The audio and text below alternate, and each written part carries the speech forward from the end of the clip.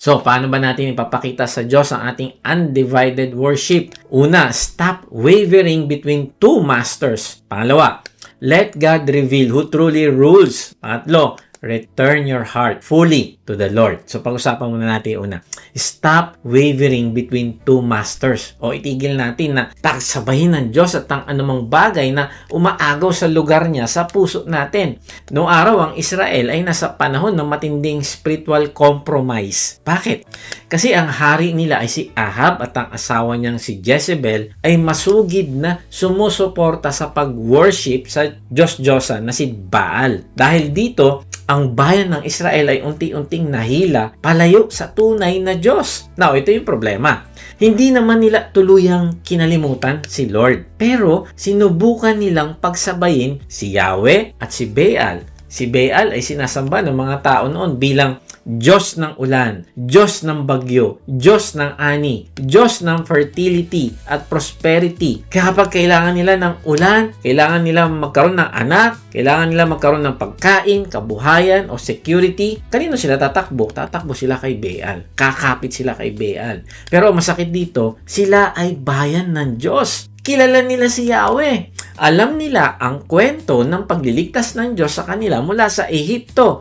Alam nila kung paano sila tinulungan ng Diyos para sakupin ng lupain na pinangako sa kanila. So, ang problema nila ay hindi dahil kulang sila sa information patungkol sa Diyos, kundi ang problema nila ay hati kasi yung puso. Gusto nila ang Diyos para lang sa mga religious activities. Pero gusto rin nila si Baal para sa kanilang practical needs. Ang nasa isip nila, hindi sapat si Lord. Hindi niya kayang ibigay ang mga pangailangan namin. Kaya tuloy, maring kinikilala lang nila ang Diyos kasi dahil naging tradisyon na lang. Ipinanak na sila sa ganoong setup na may mga religious activities silang gagawin para kay Yahweh. Pero ang puso nila at pagtitiwala ay wala naman talaga sa Diyos. Gusto nila si Yahweh bilang part ng kanilang history, pero pagdating sa source ng pangailangan nila ay kay Baal sila lalapit. Kaya ang ginawa ni Propeta Elias, tinipon sila sa Mount Carmel at itong sinabi niya sa kanila doon sa buong bayan. 1 Kings 18:21, lumapit si Elias at sinabi sa taong bayan, hanggang kailan pa kayo mag-aalinlangan? Kung si Yahweh ang tunay na Diyos, siya ang sundin ninyo. At kung si Baal naman, kay Baal kayo maglingkod. Hindi umimik ang bayan. Kaibigan, pansinin mo, hindi sinabi ni Elias, naniniwala ba kayo na may Diyos? No, alam naman nila na may Diyos. Kaya lang namamangka sila sa dalawang ilog. Yung isa, tunay na Diyos. At yung pangalawa, Diyos-Diyosan. Kaya ang tanong ni Elias, hanggang kailan kayo mag-aalinlangan? Bagamat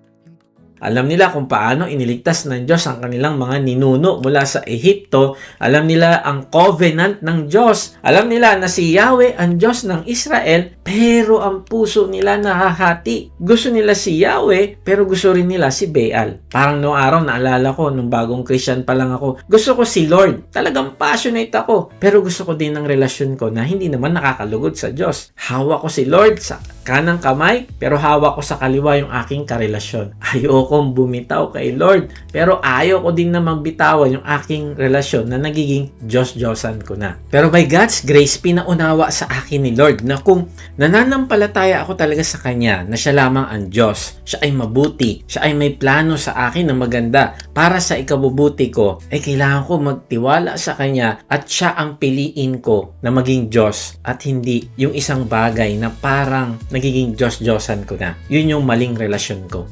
At by God's grace, tinulungan niya akong bumitaw sa relasyon na yun. At tinulungan niya ako na gawin ko siyang nag-iisang Diyos ng buhay ko. At totoo naman talaga kasi naranasan ko na mabuti ang plano ng Diyos. At pag siya ang pinili ng isang tao, siya ay mapapabuti at mararanasan niya ang makabuluhang buhay na binibigay niya. Na-realize ko, ang mga Israelita, ang problema nila ay hindi lang ignorance. Ang problema nila ay divided worship. Hindi nga nila tinanggal si Yahweh, pero dinagdagan naman nila ng isa pang Diyos-Diyosan na si Baal. Now, ito ang mas delikado, kaibigan.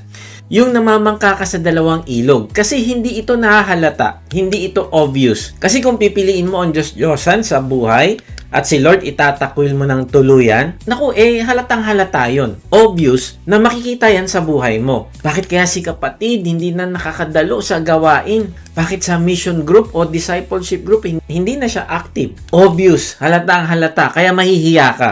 Ayaw mong sabihin nilang makamundo ka. Pero alam mo, mas mabuti pa din ito kasi may kapatiran na magre-reach out sa'yo at mananalangin. Pero ang delikado ay ito. Nagwo-worship ka pa din pag Sunday. Present ka pa din. Nakikita ka pa din ng mga kapatiran. Pag discipleship group, nandun ka. Present ka. Nagsiserve ka pa din sa church. Kaya lang, hindi nila nakikita. Pag Monday to Saturday, meron ka palang ibang Diyos-Diyosan. Meron ka palang double life. Meron kang pangalawa o pangatlong master sa buhay mo. Now, feeling mo ay okay ka kasi na-maintain mo yung Christian image mo. Pero sa totoo lang, ang layo mo na pala sa Diyos. Bagamat, hindi natin sinasabing, ayaw ko na kay Lord. Hindi natin sinasabing, hindi na ako naniniwala sa Kanya. Kundi pinaparamdam mo sa mga nakakakita sa'yo na nandito pa rin ako, kumakanta pa rin ako, nakikinig pa rin ako. Pero kapag dumating ang oras ng decision, ibang master na ang nasusunod. Kapag pera ang usapan, takot ang nagiging Diyos-Diyosan. Kapag relationship ang usapan, feelings ang nagiging Diyos-Diyosan na sinusunod. Kapag career ang usapan, ang ambisyon ang Diyos-Diyosan natin kasi siya ang final authority. Mas mahal natin yung ambisyon kaysa kay Lord.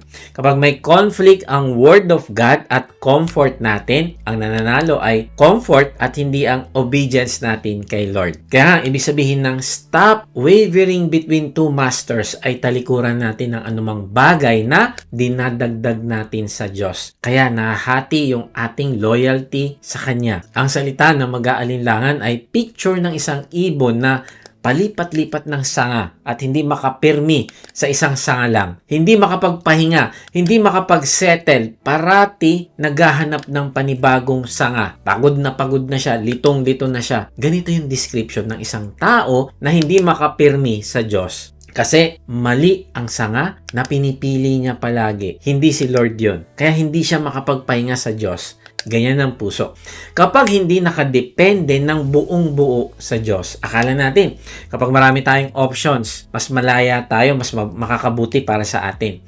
Pero sa totoo lang, kaibigan, kapag divided ang puso mo, mas pagod ka. Bakit? Kasi hindi mo alam kung saan ka tatayo. Hindi mo alam kung saan ka maninindigan. Hindi mo alam kung sino ang susundin mo. Hindi mo alam kung kanino ka kakapit talaga. At dahil lahat pinipili mo maliban sa Diyos, mas lalo kang nawawalan ng katahimikan at kapayapaan. Halimbawa, gusto mo magtiwala kay Lord sa finances mo, pero kapag may financial pressure na, ang unang kakapitan mo, worry. Ang unang tatakbuhan mo, utang. Unang tatakbuhan mo, diskarte na hindi tama o compromise. Kaya napapagod ka kasi sinasabi ng labi mo, Lord, provider kita. Pero ang puso mo naman sinasabi, pera ang tunay kong security. Kapag may pera, malakas ang loob ko. Confident ako sa buhay. Meron akong hope. O kaya gusto mo magpahinga sa Diyos. Pero gusto mo namang kontrolin ang lahat ng bagay. Lahat kailangan ayon sa plano mo. Lahat kailangan predictable. Lahat kailangan ma-manage mo. Kapag may hindi nasunod, natataranta ka na. Kaya napapagod ka, nagiging irritable ka. Kasi sinasabi mo, Lord, I trust you. Pero sa loob-loob mo, Lord, ako pa rin yung may hawak sa manibela.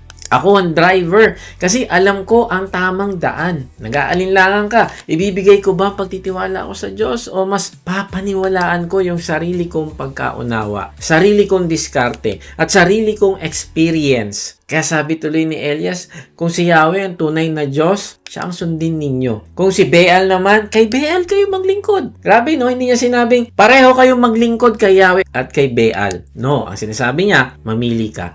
Kung kay Baal ka, kay Baal ka. Kung sa Diyos ka. Ang hindi pwede ay pagsabayin mo yung dalawa. Kaya pagdating sa worship, kaibigan, ang tanong ay hindi sino ang gusto mong idagdag sa buhay mo, kundi ang tanong ay sino ba talaga ang susundin mo bilang Diyos? Si Agustin, hindi agad naging Christian. May panahon na na-convince na siya na may katotohanan yung Christian faith.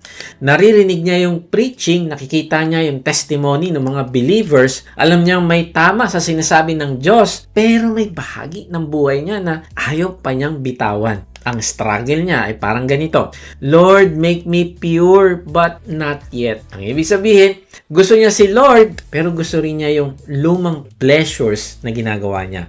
Na-realize ko minsan ganito din tayo, Lord, baguhin mo ako. Pero wag mo na itong nakagawian ko na kasi dito ako masaya. Lord, gamitin mo ako pero wag mo akong dalhin sa lugar na ayoko. Wag mo ako gamitin sa mga may hirap na sitwasyon. Mahihain ako at hindi ko pa kaya. Lord, I surrender. Pero wag mo na itong ambisyon ko kasi pangarap ko to talaga eh. Ibigan, hindi ko alam kung anong dinadagdag mo sa Diyos bilang master ng iyong buhay. Pero bumalik ka sa Diyos at bitawan mo anumang bagay na nagiging Diyos-Diyosan mo. Hindi masama yung ambisyon, hindi masamang mangarap, hindi masamang magtrabaho ng may buong kasipagan. Okay lang yan. Pero ang tanong, kapag ba yan ay nagkaroon ng conflict, ay pipiliin mo ba ang Diyos? Mas pipiliin mo ba siya? Bakit kailangan mong bitawan yung mga Diyos-Diyosan mo? Kasi yan ang sisira sa'yo. Ito yun ang sinabi ng Panginoong Yesus sa Matthew 6:24. Walang aliping makakapaglingkod sa dalawang Panginoon sapagkat kakapuotan niya yung isa at iibigin ng ikalawa. Paglilingkuran ng tapat ang isa at tahamakin ng ikalawa. Hindi sinabi ni Lord na mahirap. No. Sabi niya, hindi pwede. Wala. Kasi kapag nagkaroon ng conflict ang dalawang master, isa lang talaga ang susundin mo. Iisa lang talaga ang pipiliin mo at yung ikalawa kakamuhian mo na yan. At dito lumalabas ang tunay na worship. Kapag walang cost o kapalit, madaling sabihin, Lord, susunod ako. Pero kapag may mawawala na sa'yo sa gagawin mong pagsunod sa Diyos, ay doon lumalabas kung sino talaga ang master mo. Dito lalabas kung ano yung sinasamba mo. May isang binatang nagangalang William Borden. Marahil narinig na ninyo ang apelidong Borden. Ang pamilya niya ay nagmamay-ari ng isa sa pinaka malalaking dairy businesses sa Amerika nung panahon nila. Nakwento ko na rin sa inyo ito noon. Ibig sabihin, isinilang si William sa sobrang yaman na pamilya. Hindi niya kailangan magtrabaho para mabuhay. Hindi niya kailangan mangarap na yumaman dahil mayroon na siya ng lahat. Sigurado yung mana niya, sigurado yung komportableng buhay niya. Sa mata ng mundo, nasa kanya na yung lahat ng hinahangad ng tao. Pero habang lumalalim yung relasyon niya sa Panginoong Yesus, unti-unti niyang naunawaan na may mas mahalaga kaysa sa kayamanan. Hindi sapat na kilalang niya ang Diyos, kundi gusto niyang sundin ang Diyos. Nakita niya, yun na mas mahalaga. Alam niya na tinatawag siya ng Panginoon na maging missionary. Isipin mo yon. Kung ikaw nasa kalagayan niya, anong pipiliin mo na master? Ang master na milyong-milyong dolyar na mana o isang buhay na puno ng uncertainty sa mission field kasi susunod ka sa tunay na master, ang Panginoong Yesus. Sino pipiliin mo? Maraming tao ang nagsabi sa kanya na sinasayang niya ang buhay niya. Bakit mo iiwan ng lahat ng mayroon ka? Bakit ka pupunta sa lugar na mahirap? Bakit mo ipagpapalit ang comfort sa sacrifice? Pero alam ni William kung sino ang master ng buhay niya. Bago siya umalis, may sinulat siya sa likod ng kanyang Bible. Nilagay niya doon, no reserves. Parang sinasabi niya, Lord, wala akong ititira para sa sarili ko. Lahat ay sa'yo. Habang nagpapatuloy siya sa paghahanda para sa mission field, mas lalo pang tumitibay yung desisyon niya. Kaya muli siya nagsulat sa kanyang Bible. Sabi niya, no retreats. Ibig sabihin, hindi na ako babalik. Hindi na ako uurong. Kapag tinawag mo ako, susunod ako, Lord. Kaya lang, hindi na siya nakarating sa mission field. Habang papunta siya sa lugar ng kanyang paglilingkuran, tinamaan siya ng spinal meningitis sa Egypt. Ilang linggo lang ang lumipas, namatay siya sa edad na 25 sa mata ng marami. Parang sayang. Napakabata, napakayaman, napakaraming opportunity. Sayang ang buhay niya. Pero pagkatapos ng kanyang kamatayan, binuksan nila yung kanyang Bible at doon nila nakita ang huling sinulat niya. Nilagay niya, no regrets. Grabe, no? Ano sabi niya? Yung tatlo? No reserves, no retreats, no regrets. Kaibigan, yan ang puso ng isang tao, iisa lang ang master. Hindi niya sinabi, Lord, susunod ako basta komportable ako Hindi niya sinabi, Lord, susunod ako basta walang mawawala sa akin. Hindi niya sinabi, Lord, susunod ako kapag convenient. No, ang sinabi ng buong buhay niya ay, Lord, ikaw ang Panginoon, kahit may kapalit, ikaw pa rin ang pipiliin ko. Kaibigan, stop wavering between two masters.